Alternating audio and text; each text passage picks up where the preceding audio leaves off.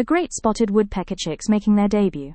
These fascinating birds are a delight to observe, especially during the breeding season. After hatching, the chicks remain in the nest, where both parents work tirelessly to feed them and ensure their growth. Over the course of about 3 to 4 weeks, the chicks rapidly develop their strength and coordination, preparing for their fledge, which is an exciting milestone.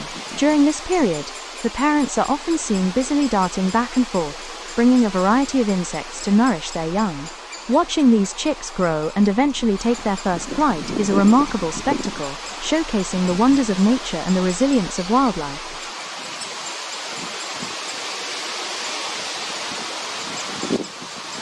Both male and female chicks have a bright red crown, which is a key feature distinguishing them from adult woodpeckers. As they develop into adults, the male Great Spotted Woodpecker is distinguishable from the female by a red patch on the back of its head, while the female's head is black and white. Both sexes have a bright red patch underneath the tail, and black and white plumage.